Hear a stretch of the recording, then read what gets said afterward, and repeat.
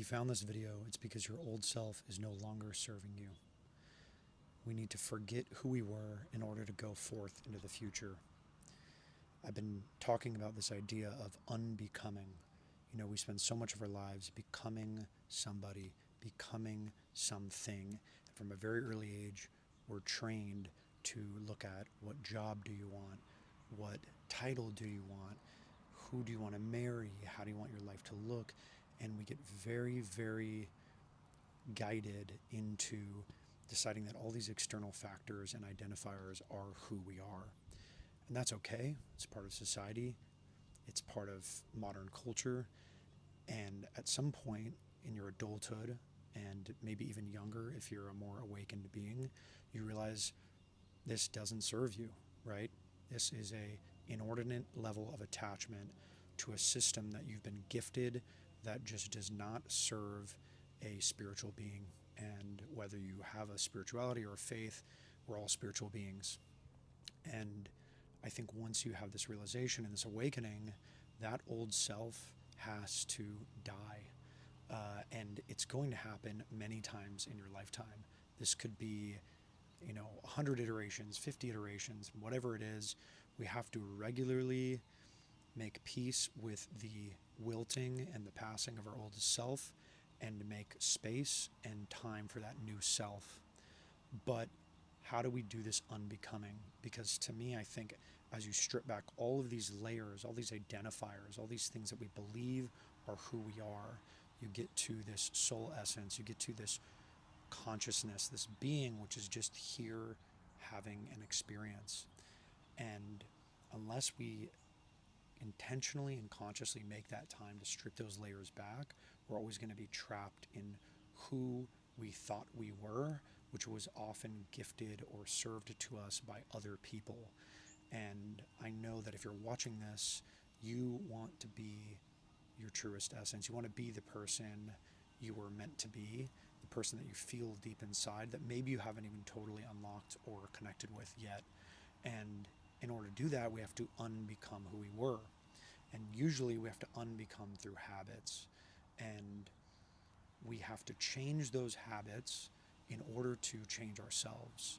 But in order to change those habits, whether that be our habitual thinking, our daily activities, our routines, we have to create pause, and we have to create a moment where we freeze the mechanism that keeps us entrained in our past, keeps us entrained in imagining our future, keeps us entrained in repeating and habitually re-becoming the same person every single day.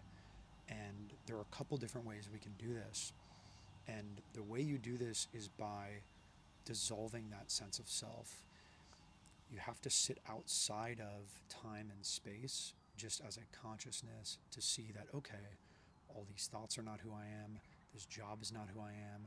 Going on and scrolling my phone in the morning, that's not who they are. That's not who I am. And I need to stop identifying with those things. But the moment we wake up and we start living our life the same way we did every day before, we get the same exact result. And then we're unhappy that we haven't changed, that we haven't grown as people. And so we have to spend time breaking up that routine. And whatever form it comes in, I'm going to say that it's just meditation. For some people, they can enter that state when they're running, they can enter that state in a real meditation. But I think when you train yourself to sit outside of it and be a witness to your experience, a witness to all the habitual thinking and spaces that you've lived in, you start to see how you're living in a predictable reality, right? This is something that Joe Dispenza talks about all the time, right? You're living in the known reality. And we all want exciting, special, surprising moments in our life, but we really resent and avoid moments of pain and suffering. But what both of those moments often have in common are surprise and a sense of unknown, right? What is often not very exciting, not very new, is the known. And I think the more that you sit outside of your habitual self and you break that up, you realize I want to live in a space of the unknown, because that's truly being present. That's saying, wow, as much as we're a fear ran society, or we're a fear ran culture in this modern world, that I could have all these fears of what can go wrong, but I've spent very little time thinking about what could go right for me.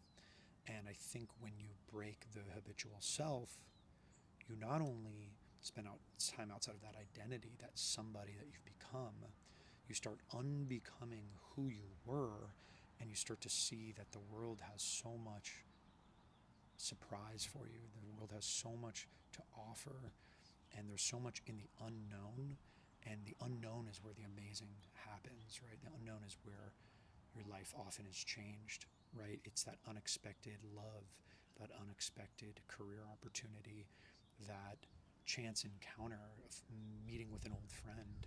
And it's those things that fill up our cup and often break us outside of that habitual sense of self. So we can intentionally design space like that in our daily life, then you can start to generate more of an energy and a frequency and a heart space that is remaining open to this. And this is spiritual. There's science to support it, but whatever you feel or believe, it's just the truth of it. When you start living in that open heart space, you're emitting a different frequency, you're emitting a different energy to the reality around you, and your mind is looking at the world differently. All of a sudden you're noticing details and opportunities and synchronicities that you weren't noticing before. And this is because you didn't wake up and jump into the same programming you've had since you were a child.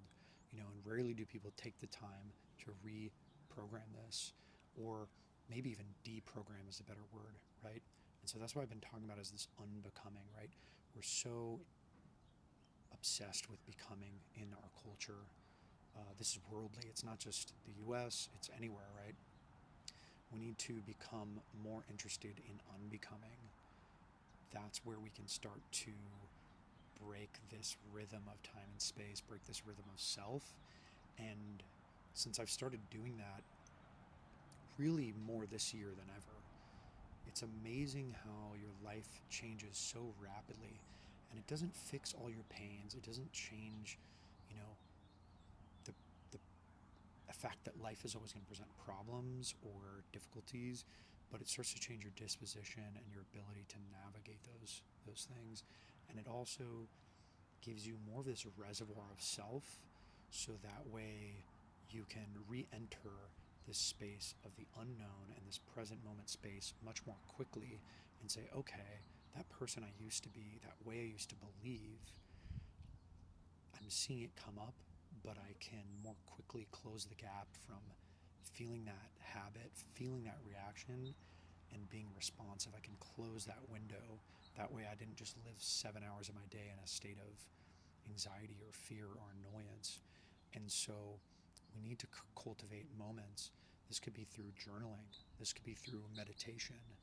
This could be through retreats, talking to friends. You have to map those spaces where you break the script. And as soon as you start breaking the script is when amazing things start happening in your life. And I promise you that. And I think if you connect with this message and you go and you practice it in your life, you can come back to the comments. Let me know what's happening for you. I want to see how these changes are working in your life, and be the testimonial for yourself, be the testimonial for other people, and go do the work. Listen to people like Joe Dispenza. Find a cool therapist, write in your journal, do these things that work for you. It could be anything, it could be surfing, it could be running, just connect to those spaces that break the mold. But I want you to experiment with this.